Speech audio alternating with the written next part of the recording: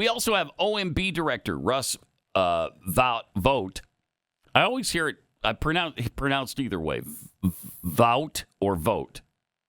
I've always thought vote. Vote? I don't know. Yeah, I think it's vote too. But he's talking about where our tax dollars Love to are hear going. this kind of stuff. This is good stuff. It is critical that this body and the American people writ large understand that many foreign aid programs use benevolent-sounding titles to hide truly appalling activity that is not in line with American interest. For example, under the guise of so-called preventative care within PEPFAR program, Americans have been funding the following: $5.5 million to LGBTQ advocacy in Uganda. That's good. $800,000 for transgender people, sex workers, and their clients in Nepal. Pause it for a second. And their clients? Wait, the sex workers? Okay, yeah. I could go with the sex workers in Nepal, but their clients now? I've got to support them too. Everybody needs help, man. Everybody. That is incredible.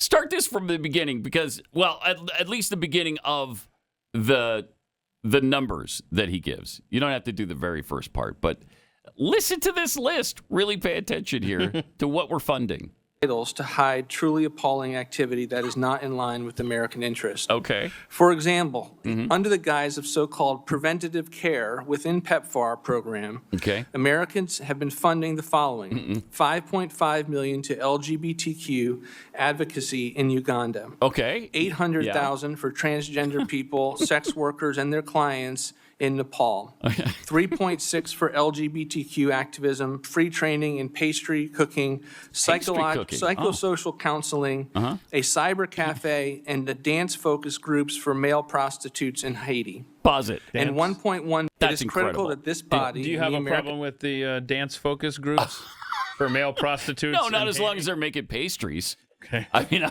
not gonna. Seriously. I'm never gonna go against pastries. I love pastries, and so I'm always in favor of delicious pastries, no matter who they're coming from. That is And listen to this your tax dollars stuff. at work under the Biden administration. All right, let him go.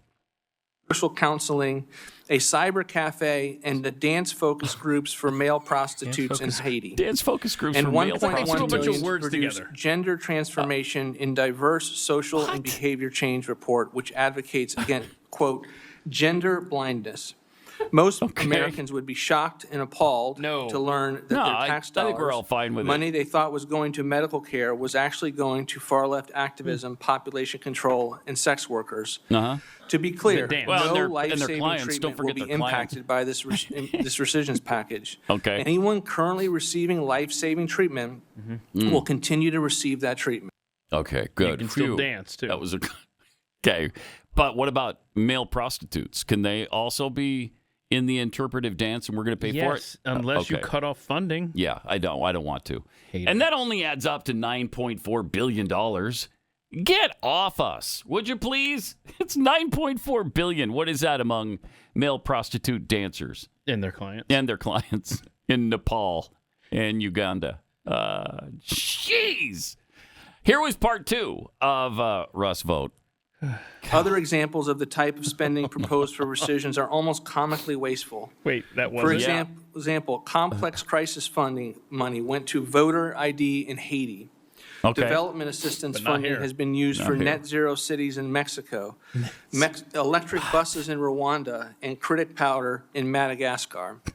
Global health money went to the International Planned Parenthood Foundation and UNFPA. IECA funding went to social media mentorship in Serbia and Belarus. Good. The Clean Technology Fund was used for wind farms in Ukraine. Okay. The list goes on. What, do you hate wind? The American people didn't fund this. Or they farms. didn't intend to, at least. They didn't vote to continue the Washington status quo. The entire federal government must be responsible with each taxpayer dollar that comes to Washington. The American people voted for change.